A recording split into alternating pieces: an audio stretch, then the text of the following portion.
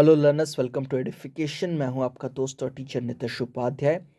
आज का हमारा वीडियो है my childhood line by line Hindi explanation का। माय चाइल्डहुड जो हमारे फॉर्मर प्रेसिडेंट, हमारे इंडिया के missile man, Bharat Ratna doctor APJ Abdul Kalam की ऑटोबायोग्राफी विंग्स ऑफ फायर से लिया हुआ है।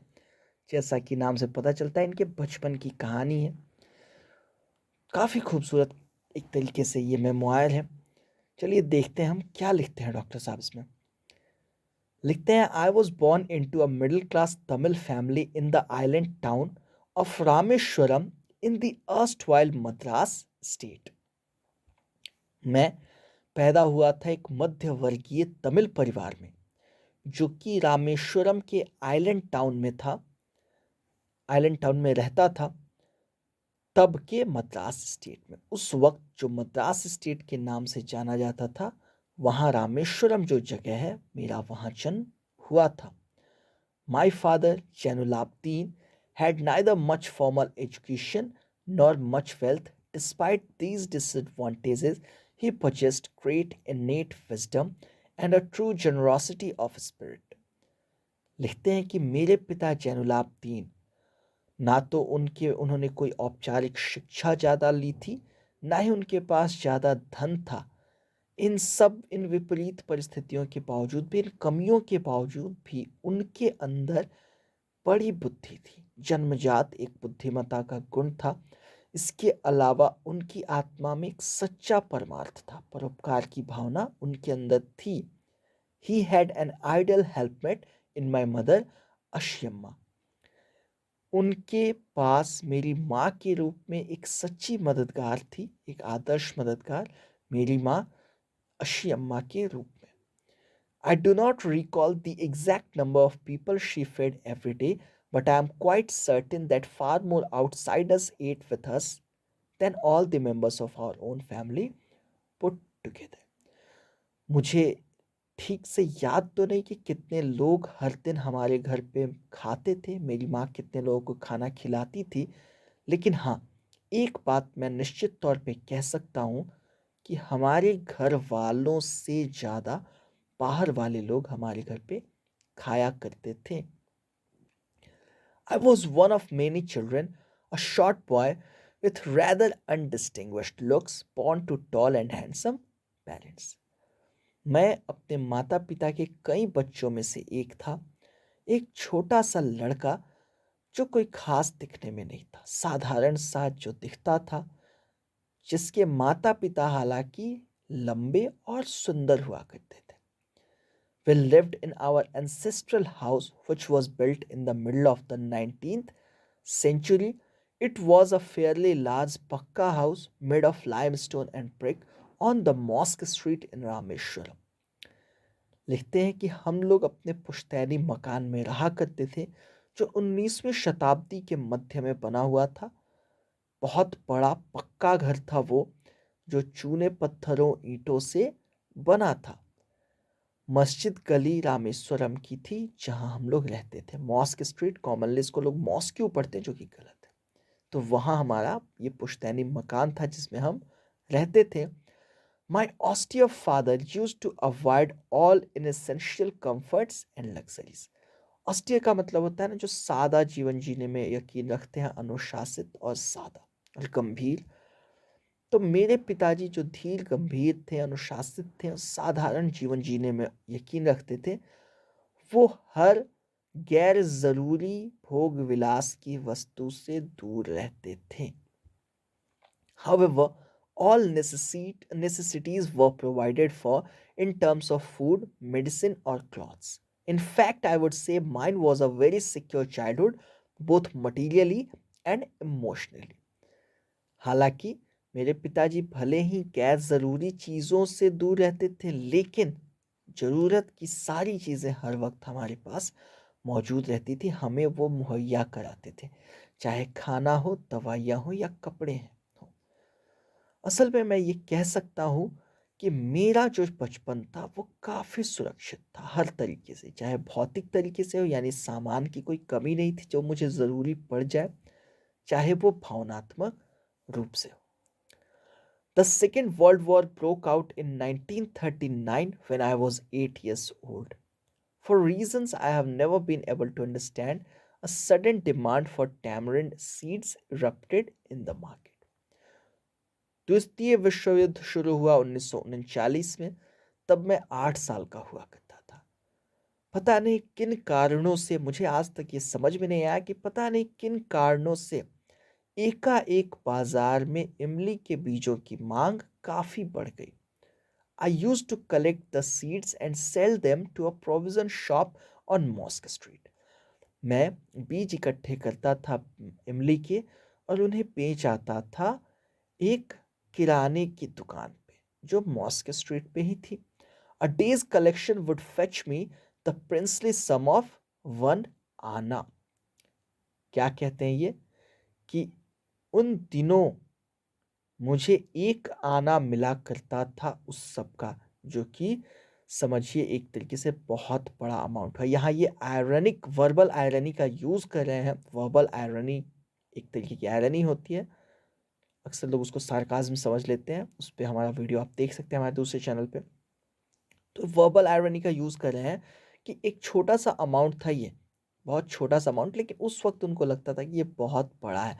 उसी चीज़ को ये कह रहे हैं कि प्रिंसली सम। प्रिंसली का मतलब होता है बहुत बड़ा, राजा महाराजाओं के काम की जो चीज़ है, समझिए कि वही है प्रिंसेस के काम की चीज़, प्रिंसली। तो 1 आना मुझे मिलता था एक दिन में इमली के बीजों को इकट्ठा करके बेचने पे। My brother-in-law Jalaluddin would tell me stories about the war, which I would later attempt to trace in the headlines in Dinamani. मेरे जो बहनोई थे जलालुद्दीन, वो मुझे कहानियाँ सुनाते थे युद्ध की, जिनके बारे में मैं बाद में पता लगाने की कोशिश करता था दिनामनी में। दिनामनी जो कि एक न्यूज़पेपर हुआ करता था। Our area being isolated was completely unaffected by the war. हमारा जो इलाका था वो पूरी तरीके से अलग थलग था, इसीलिए युद्ध का उस पर कोई असर अब तक नहीं हुआ था। But soon India was forced to join the Allied forces and something like a state of emergency was declared. लेकिन जल्दी ही भारत को मजबूरी में एलाइड फोर्सेस के साथ जाना पड़ा, क्योंकि इंडिया उस वक्त कॉलोनी थी ब्रिटिश की और ब्रिटिश एलाइड फोर्सेस में थे। तो उनके साथ जाना पड़ा और एक तरीके की इमरजेंसी लागू हो गई पूरे राज्य में। The first casualty came in the form of the suspension of the train halt at Rameswaram station. Casualty का मतलब होता है ना एक तरीके से नुकसान, जो मतलब समझिए कि युद्ध में कोई शहीद हुआ तो वो कैजुअलिटी है, एक्सीडेंट में कोई शहीद हुआ वो भी एक कैजुअलिटी है। तो पहली चीज़ जो शहीद हुई, पहली चीज़ से जिसका खामियाजा हमें भुगतना पड़ा, वो ये था कि ट्रेन का वहाँ रामेश्वरम स्टेशन पे रुकना बंद कर दिया गया। अब ट्रेन वहाँ रुकती नहीं थी। The newspapers now had to be bundled and thrown out from the moving train on the Rameswaram road between Rameswaram and Dhanushkodi. अब अखबार जो कि पहले आराम से उतरते थे ट्रेन के रुकने पे, अब क्या किया जा रहा था, अखबारों का बंडल बना के चलती ट्रेन से फेंकना पड़ता था रामेश्वरम रोड पे, जो कि रामेश्वरम और धनुषकोडी के बीच में थी। That forced my cousin Samshuddin, who distributed newspapers in Rameshwaram, to look for a helping hand to catch the bundles, and as if naturally, I filled the slot. मेरा कज़न जो था शमशुद्दीन, इसकी वजह से उसे ये नुकसान हो गया कि उसे किसी एक इंसान को ढूंढना पड़ रहा था जो उसका साथ दे, उसकी मदद करे उन बंडल्स को कैच करने में, क्योंकि शमसुद्दीन न्यूज़पेपर बांटा करता था रामेश्वरम में। अब वो ढूंढने लगा कि कौन है जो मेरी मदद करे बंडल्स को पकड़ने में और इकट्ठा करने में, क्योंकि फेंके जाते थे बंडल्स, ऑब्वियसली बिखर जाते होंगे। और ऐसा लगता था जैसे स्वाभाविक रूप से मैं उस काम के लिए बना था। Shamsuddin helped me earn my first wages, और इस तरह से शमशुद्दीन की मदद से मैंने अपनी पहली मजदूरी कमाई, अपनी पहली एक तरीके से पहले पैसे कमाए। हालांकि ये इमली के पैसे भी कमाते थे, बट इमली के बीज बेच के, but that was not wages. Wages जब आपको कोई और देता है तब होता है, ठीक है, वो एक तरीके की इनकम हो गई। Half a century later, I can still feel the surge of pride in earning my own money for the first time. 50 साल के बाद भी, आधी शताब्दी के बाद भी आज भी मुझे गर्व महसूस होता है कि मैंने पहली बार अपनी खुद की कमाई की थी। Every child is born with some inherited characteristics into a specific socio-economic and emotional environment and trained in certain ways by figures of authority.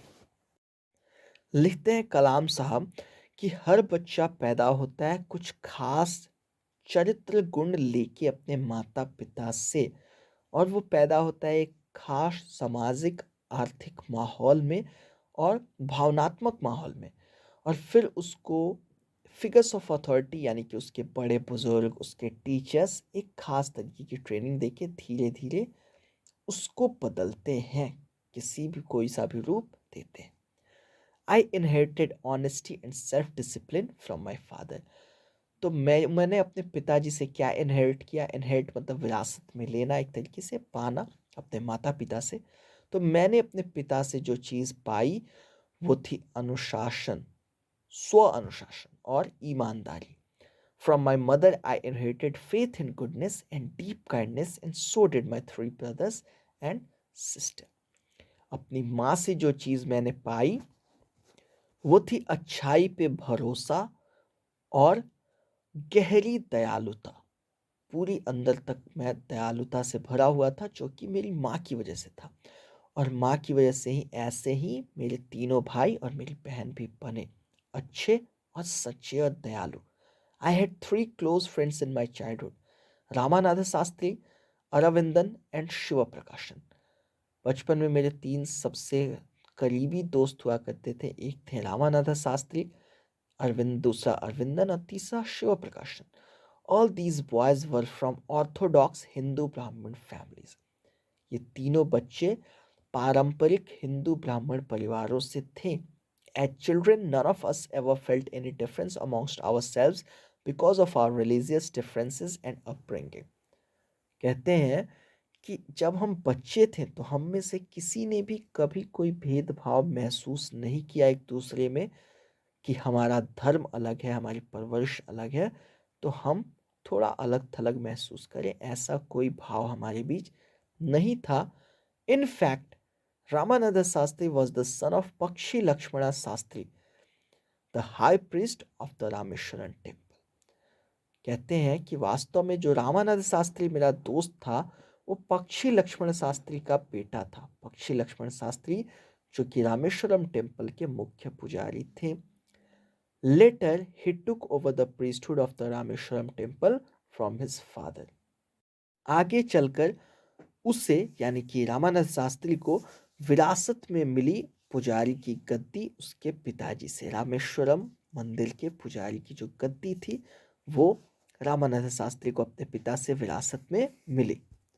Aravindan went into the business of arranging transport for visiting pilgrims. Aravindan चला गया, उसने काम धंधा शुरू किया किस तरीके का, जो तीर्थयात्री आते थे रामेश्वरम में उनके लिए वो यातायात की व्यवस्था करता था। एंड शिव प्रकाशन became a catering contractor for the southern railways. और जो शिव प्रकाशन मेरा दोस्त था वो सदर्न रेलवेज में केटरिंग कॉन्ट्रैक्टर बन गया।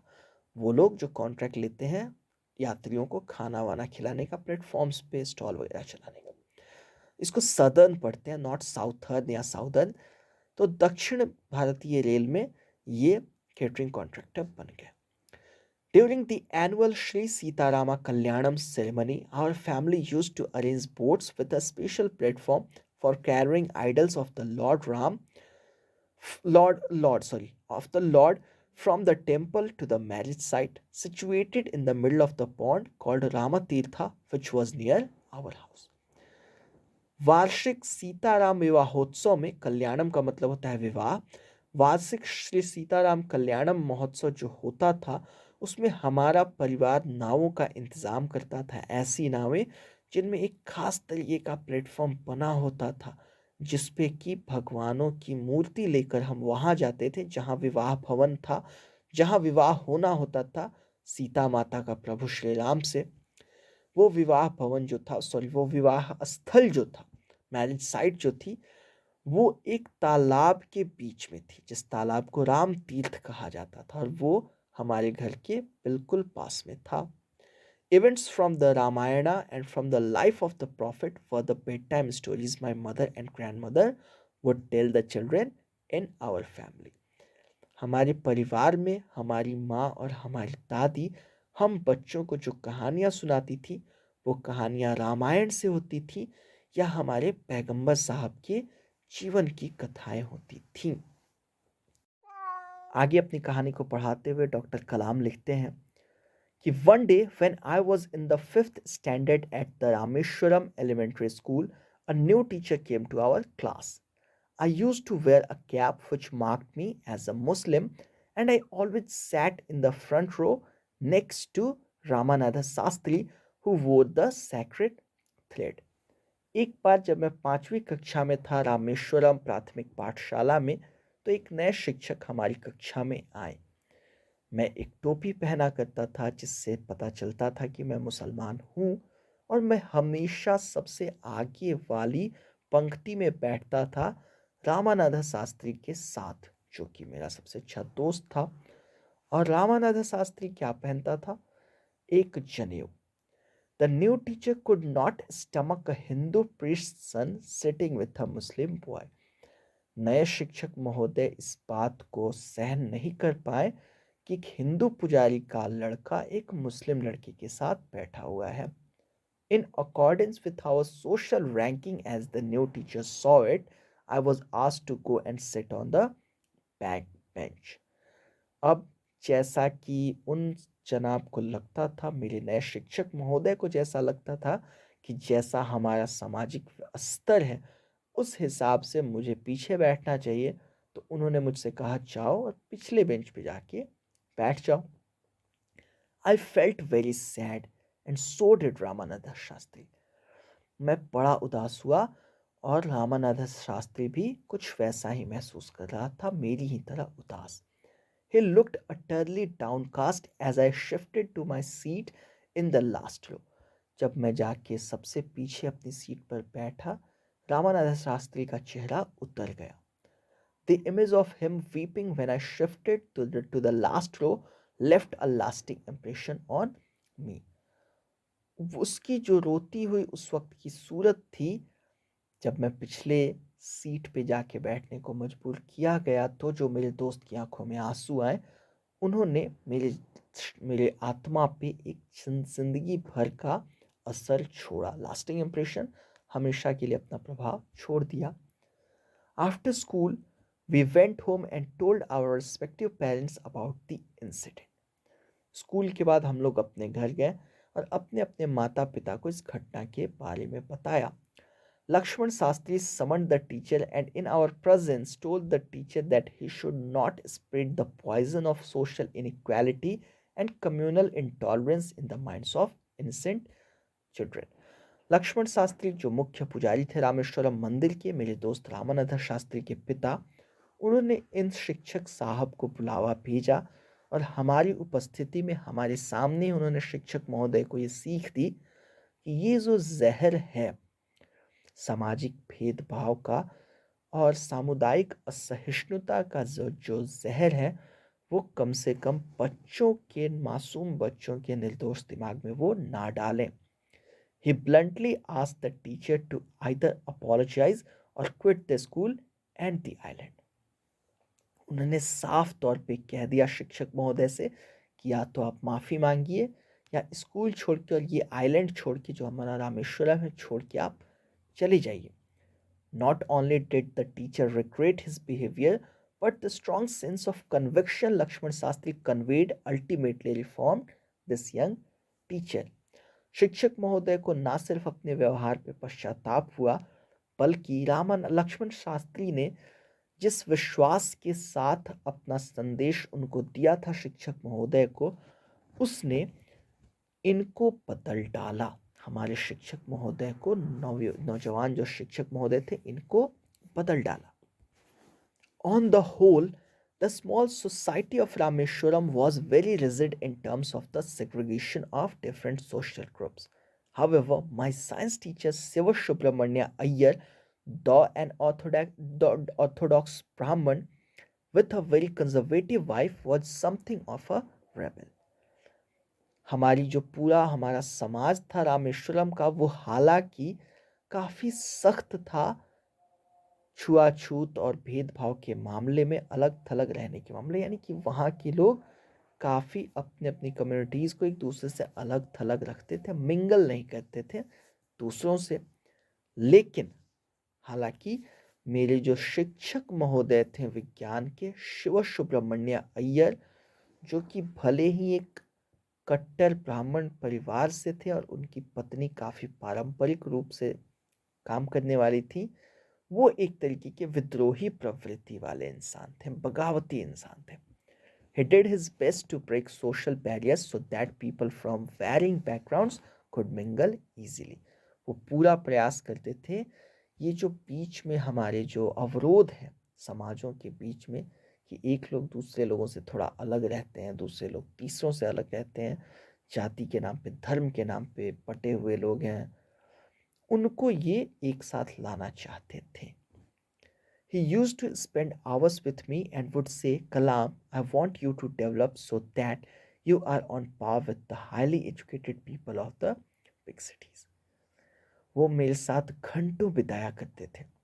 शिव सुब्रमण्य अय्यर जो मेरे विज्ञान के शिक्षक थे, मेरे साथ वो घंटों बिताते थे और कहा करते थे, कलाम, मैं चाहता हूँ तुम खूब तरक्की करो, कि एक दिन तुम शहर के खूब पढ़े लिखे जो लोग होते हैं उनकी बराबर में पहुंच सको। मैं उम्मीद करता हूँ अय्यर साहब ने देखा हो कि उनके शिष्य ने क्या किया, कैसे पूरे भारत का नाम रोशन किया। One day he invited me to his home for a meal. His wife was horrified at the idea of a Muslim boy being invited to dine in her ritually pure kitchen. एक दिन शिव सुब्रमण्य अय्यर साहब ने मुझे निमंत्रित किया अपने घर खाने पे। उनकी पत्नी इस बात से ही चकित रह गई कि अरे, एक मुसलमान मेरे घर में आके खाएगा, वो भी मेरे ऐसे मेरे किचन में, मेरी रसोई में, जो मैंने धार्मिक रूप से काफ़ी स्वच्छ और सात्विक रखा हुआ है, जिसमें किसी तरीके का मतलब कोई भी एक तरीके से अपवित्र काम नहीं हुआ है। तो इनको ऐसा लगता था कि दूसरी कम्युनिटी का बच्चा है, आके खाएगा तो शायद ये अपवित्र हो जाए। She refuse to serve me in her kitchen. उन्होंने मुझे अपनी रसोई में खाना खिलाने से साफ मना कर दिया। Shiv Subramania Iyer was not perturbed, nor did he get angry with his wife, but instead served me with his own hands and sat down beside me to eat his meal. इस बात से शिव सुब्रमण्य अय्यर साहब जरा भी आहत नहीं हुए, ना ही जरा भी घबराए, ना अपनी बीवी से गुस्सा हुए, बल्कि ठीक उल्टा उन्होंने क्या किया, उन्होंने मुझे अपने हाथों से खाना परोसा और मेरी बगल में बैठ के खाने लगे। His wife watched us from behind the kitchen door. I wondered whether she had observed any difference in the way I ate rice, drank water, or cleaned the floor after the meal. उनकी पत्नी रसोई के दरवाजे के पीछे से मुझे देख रही थी, हमें देख रही थी। मैं सोच रहा था कि क्या उन्होंने कोई अलगाव महसूस किया, कोई अलग तरीका महसूस किया है मेरे खाने में, जिस तरीके से मैंने चावल खाया, जिस तरीके से मैंने पानी पिया, जिस तरह से मैंने खाने के बाद फर्श को साफ किया। बहुत ये एक काफ़ी अच्छी प्रैक्टिस है, बहुत से लोग ऐसा करते हैं खाने के बाद, मैं भी एक्चुअली करता हूँ। खाने के बाद जहाँ हमने खाया होता है वहाँ हम पानी डाल के उसे साफ कर देते हैं ताकि जूठन वहाँ ना रहे। तो क्या मेरे इन सब के करने में उनकी पत्नी को कुछ अलग महसूस हुआ कि ये हम लोगों से थोड़ा अलग कर रहा है? Shiva Subramania Iyer invited me to join him for dinner again the next weekend. Iyer साहब ने मुझे फिर से निमंत्रित किया अगले हफ्ते आके सप्ताहांत पे मेरे साथ खाना खाने को। Observing my hesitation, he told me not to get upset, saying, once you decide to change the system, such problems have to be confronted. उन्होंने मेरी हिचक को देखते हुए उन्होंने मुझसे क्या कहा कि घबराओ मत। आगे उन्होंने कहा कि एक बार जब तुम सिस्टम को बदलने की सोच लेते हो तो ऐसी समस्याओं का सामना, ऐसी समस्याओं का मुकाबला करना ही पड़ता है। When I visited his house the next week, Shiv Subramania Iyer's wife took me inside her kitchen and served me food with her own hands. अगले हफ्ते जब मैं उनके घर पहुंचा तो उनकी पत्नी खुद मुझे किचन में लेके गई, रसोई में लेकर गई और अपने हाथों से मुझे खाना परोसा। Then the Second World War was over and India's freedom was imminent.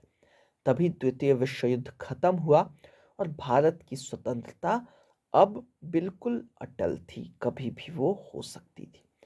Indians will build their own India declared Gandhi ji. Gandhi ji ने घोषणा की थी कि भारतीय अपने भारत का निर्माण स्वयं करेंगे। The whole country was filled with an unprecedented optimism. पूरा देश एक अभूतपूर्व आशा से भर गया। I asked my father for permission to leave Rameshwaram and study at the district headquarters in Ramanathapuram. मैंने अपने पिताजी से अनुमति मांगी कि मैं रामेश्वरम छोड़ के जिला मुख्यालय रामनाथपुरम जाके पढ़ना चाहता हूँ।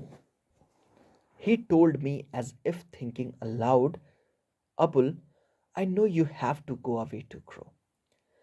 मेरे पिताजी ने मुझसे ऐसे कहा जैसे वो सोच रहे हों जोर से बोलते हुए। क्या कहा उन्होंने? अबुल, मुझे पता है कि अगर तुम्हें आगे बढ़ना है तो तुम्हें दूर जाना ही होगा। Does the seagull not fly across the sun alone and without a nest? क्या सीगल को उड़ना नहीं पड़ा था सूरज की गर्मी में इधर से उधर, अकेले और बिना घोंसले के? ऐसी एक कहानी आप लोगों ने भी पढ़ी है, हिज फर्स्ट फ्लाइट। आपने अगर नहीं पढ़ी तो 10th में आपके सामने है। तो ऐसा मेरे पिता ने कहा। He quoted Khalil Gibran to my hesitant mother. Your children are not your children, they are the sons and daughters of life's longing for itself. मेरी माँ जो थोड़ा हिचक रही थी, उनको मेरे पिता ने खलील जिब्रान की भाषा में समझाते हुए कहा कि तुम्हारे बच्चे तुम्हारे नहीं हैं, वो जिंदगी की खुद की तड़प के लिए पैदा हुए लड़के और लड़कियां हैं। बेटे बेटियां वो जिंदगी की हैं और जिंदगी उनको अपनी खुद की चाहत के लिए पैदा करती है। They come through you but not from you. वो आपके जरिए इस दुनिया में आते हैं लेकिन आपसे नहीं आते। You may give them your love but not your thoughts. आप उन्हें अपना प्यार दे सकते हैं पर अपना विचार नहीं दे सकते। For they have their own thoughts, क्योंकि उनके विचार अपने स्वयं के होते हैं। ऐसा कुछ कह के मेरी माँ को मेरे पिताजी ने समझाया। और इस तरह से डॉक्टर APJ अब्दुल कलाम की विंग्स ऑफ फायर का ये एक्सट्रैक्ट ख़त्म हुआ, माय चाइल्डहुड। उम्मीद करता हूँ ये पूरा चैप्टर आप लोगों को समझ में आ गया होगा। मिलते हैं अगले किसी वीडियो में, तब तक के लिए stay safe, take care and keep learning. उम्मीद करता हूँ आपको ये लेसन समझ में आया होगा। अगर ऐसा है तो प्लीज़ लाइक का बटन दबाइए वीडियो अच्छा लगा हो तो, और साथ में नीचे कमेंट करके हमें ज़रूर बताइए अगर वीडियो नहीं पसंद आया, या आप ये भी बता सकते हैं कि आप आने वाली वीडियोस में क्या चाहते हैं। शेयर ज़रूर कीजिए अपने दोस्तों के साथ अगर पसंद आया हो, और सब्सक्राइब ज़रूर कीजिए हमारे चैनल को।